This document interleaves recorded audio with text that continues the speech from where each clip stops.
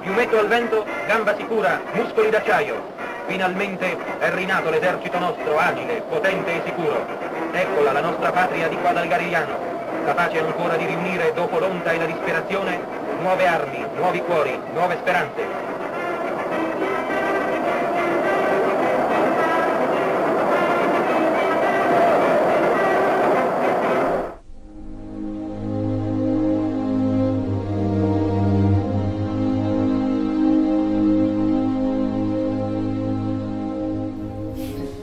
Dobbiamo fare anche una considerazione, perché quando parlano che l'Italia è stata divisa dalla Repubblica Sociale Italiana e dai partigiani, dobbiamo fare delle disquisizioni, perché l'Italia non è stata divisa solamente in due, ma era divisa in quattro, perché c'erano i partigiani comunisti che logicamente non combattevano per la bandiera tricolore italiana, ma combattevano perché volevano fare intervenire il comunismo in Italia. E poi c'erano anche invece i partigiani, così diciamo, di destra, che loro combattevano il fascismo e basta, infatti loro si chiamavano antifascisti, e lo scontro è stato violentissimo, e la dimostrazione ce l'ha con Porcius, perché che cosa è successo a Porcius? A Porcius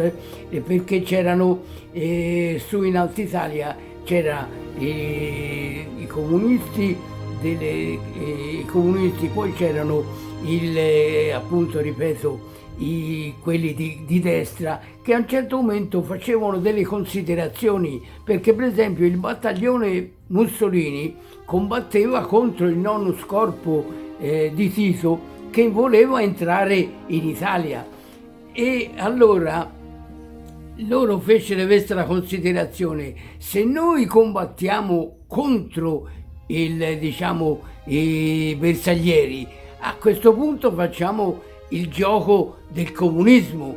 E allora avevano avuto i primi contatti, perché a un certo momento non volevano che ci fosse questo ostruzionismo, e i contatti maggiormente l'avevano con la 10ª Massa, perché la 10ª Massa aveva anche lo spionaggio, capito? E quando se ne sono accorti i comunisti, che cosa hanno fatto? Sono andati a Porcius ed hanno ammazzato tutti i partigiani che c'erano lì in quel covo, che tra parentesi c'era lo zio del cantante De Gregori, lo zio De Gregori, che era il comandante, e ammazzarono anche il fratello di Pierpaolo Pasolini, che tra parentesi lui riuscì a scappare e fu ferito a una gamba, e quindi si nascose, perché a un certo momento era diciamo ricercato, ma siccome lui era legato con una ragazza che questa era di sinistra, lo denunciò, e un giorno andarono a trovarlo, gli tirarono una rivolverata in testa e ammazzarono. Sicché, ripeto, dobbiamo fare queste disquisizioni, perché quello che hanno fatto i comunisti, loro avevano solamente delle azioni, loro ammazzavano e basta. Non è che avessero avuto, diciamo, dei combattimenti diretti. E vorrei anche dire che quando si parla che ci sono stati, diciamo, i tedeschi che hanno fatto le rappresaglie, loro ne erano a conoscenza, perché i partigiani erano costituiti in GAP, e che cosa facevano? Loro ammazzavano, tant'è vero che diciamo andavano o addirittura nelle abitazioni in bicicletta. Infatti Efer Capelli, che era un giornalista, e quindi le loro azioni che cos'erano? Erano solamente per ammazzare le persone e basta. Anche e fanciullacci che cosa ha fatto? Fino a prova contraria, nel 15 aprile del 1944 andò a casa di Gentile, Giovanni Gentile, del filosofo Giovanni Gentile, e gli domandò, quando arrivò in macchina: lei è il filosofo Giovanni Gentile? Sì, pom pom, gli dette due rivolverate e l'ammazzò. Sicché dicevo, che atti eroici sono quelli? Assolutamente nel modo più tassativo da non prendere in considerazione, sicché noi abbiamo combattuto con lealtà, abbiamo perso perché ci sono mancate le armi e ci è mancato, diciamo, la forza, ma se no forse a un certo momento, se no si fosse vinto, avremmo dato poi dopo una documentazione di quello che è il sentimento, non c'è dubbio. Invece Versace che cosa hanno fatto? Hanno sempre cercato di distruggere.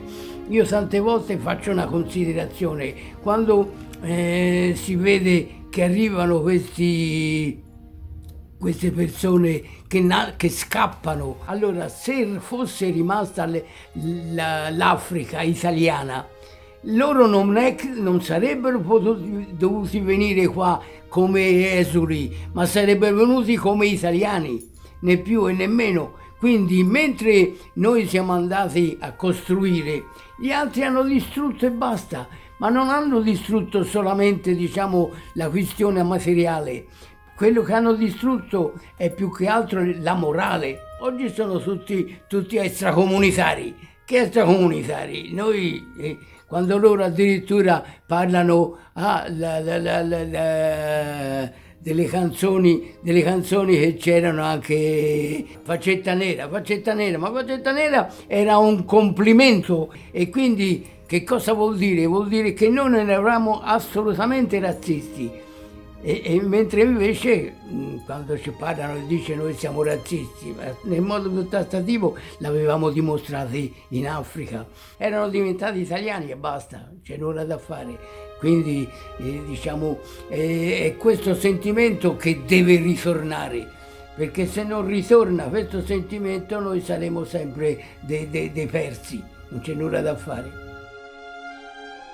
Perché è chiaro che noi non siamo solamente noi, siamo anche, diciamo, i discendenti dei nostri genitori, e quindi la documentazione che noi abbiamo combattuto, che noi abbiamo avuto un sentimento, a un certo momento deve essere l'eredità che noi lasciamo ai nostri figli, perché è chiaro che un figlio sarà contento se ha un genitore degno, e gli dispiacerà se invece ha un genitore diciamo indegno, e quindi noi dimostriamo ai nostri figli che noi siamo stati degni e quindi gli lasciamo in eredità qualche cosa di concreto e non di astratto, perché noi, diciamo, lasciamo ai nostri figli il sentimento di patria, di amore e di fede.